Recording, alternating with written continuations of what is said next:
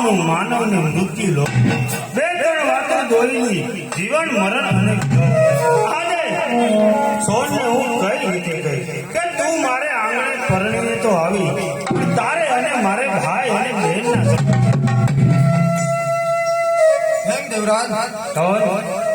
દેવરાજ દુઃખની વાદળી પૂરી થઈ અને સુખની વાદળી હવે આપણે શરૂ થઈ માટે આ તમારું મુખ આટલું બધું ઉદાસ કેમ છે? અરે મારી વાત સાંભળતા પહેલા તારું ફૂલ સરીખું કોમળ સરીખું હૃદય રહ્યું એ તારે પથ્થર કહો દેવરાજ. આજ તારી સાથે લગ્ન કરવા માટે હું એમ વણિક વાણિયાના ચોપડામાં બંધાઈ છું અને 1000 રાણી સિક્કાના રૂપિયા અને 1.25 શેર સોનું લીધું છે અને જ્યાં સુધી શેઠનું દેણું ભરપાઈ ન કરું ત્યાં સુધી તારે અને મારે ભાઈ અરે દેવરાજ તો લ્યો આ મારા ઘરેણા અને જાઓ અત્યારે શેઠના દેણામાંથી મુક્ત થઈ. અરે નહીં કોણ હું કઈ એવું કઈ બાપનો સંતાન નથી એક સુંદર યારીને લૂંટું તું સોરે છણગાર થતીને મારે આંગણે આવી છે અને અત્યારે આપણો દીક મોરો છે સારો ઉગે ને ત્યારે તે શેઠનું દેણું ભરપાઈ કરીશું અને ભાઈ બહેનના સંબંધ પૂરા કરીશું. ભલે દેવરાજ તો હું પણ એક સોળની આહિરની દીકરી છું. આજથી આ સુંદરી અને મોડિયો તમારા શરણોમાં મૂકું છું અને જો મનમાં ખોટા વિચાર પણ લાવું ને તો મને મુરલી ધર ના સોગંદ. ધન્ય છે સોન, ધન્ય છે.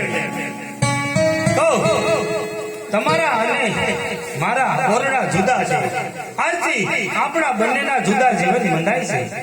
ભલે દેવરાજ આરામ કરો છો.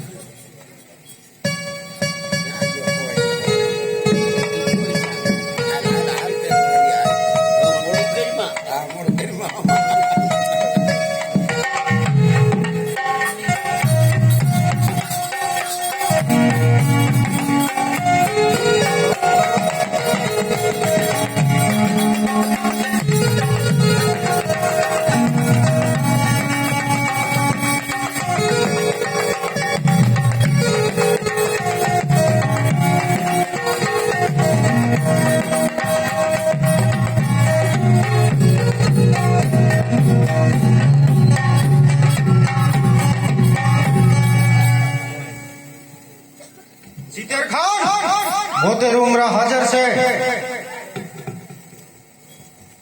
પંચાણવજી આ ખુરશી કેમ ખાલી દેખાય છે? જસમત પટેલ હજી આવ્યો નથી? ખબર નથી. જસમત પટેલનું અવસાન થયું છે. શું જસમત પટેલનું અવસાન થયું છે? યા અલ્લાહ.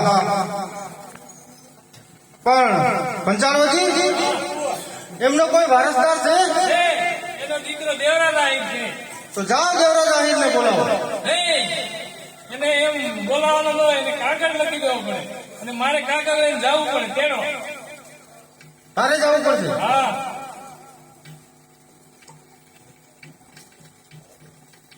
તો લે પંચાણવજી હું આમાં લખી દઉં છું કે તારા અબ્બા જસમત પટેલ એની જગ્યાએ તને નોકરીએ રાખવાનો છે માટે તું આવી જાય. પટેલજી આજની કચેરી બરખાસ્ત કર.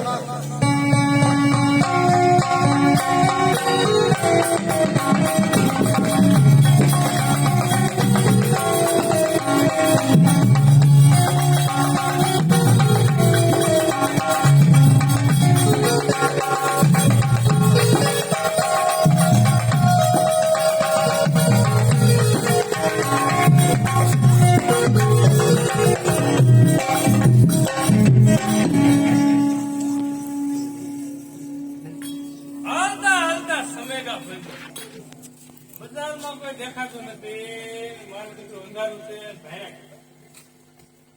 એક ઓયડો ખુલ્લો છે, બેન જાગે છે. બેનને જ પૂછ્યું. દેવરા તાહીરનું મકાન કયું છે? આજ છે બોલો ને જય મુરલીધર ભાઈ. સુભાનઅલ્લાહ, બેન સુભાનઅલ્લાહ. જય મુરલીધર. આ કાગળ આયા છે રાજમાંથી. ક્યાંથી? જુનાગઢથી પંચાલ ગામનું વજીર છું. બરોબર. ને કાગળ દેવરા તાહીરને આપવાના છે. હા, કાગળ ક્યાંથી આવ્યો છે? જુનાગઢથી. બરોબર. બેનનું ખાવાનું બાકી ને? ખાવાનું બાકી છે. એક કામ કરો, ખાનામાં બેહો, હમણાં હું જમવાનું બનાવી દઉં. આનંદ નહીં હમણાં. અરે ડેલી ના ખાનામાં. હું તો ટિફિન નહીં ખાની. ના ના, ડેલી ના ખાનામાં બેહો અને હમણાં રસોઈ બનાવી નાખો.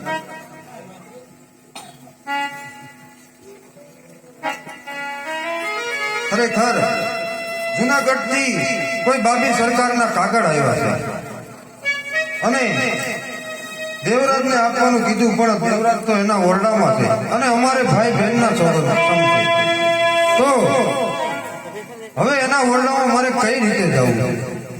માટે હે પ્રભુ, હે મુરલીધર, મારી લાજ રાખે.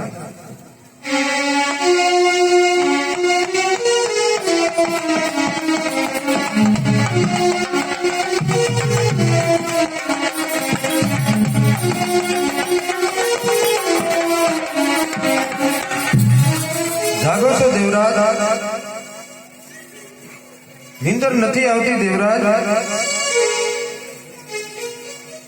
સોન, હું નહીં, પણ એવા 3 વ્યક્તિઓ જાગે છે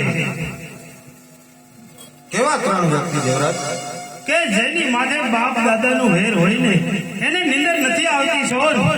અને બીજો કેવો વ્યક્તિ? જેને પરાઈ સ્ત્રી સાથે પ્રેમ થયો હોય ને એને નિંદર નથી આવતી સોન. અને બીજો વ્યક્તિ?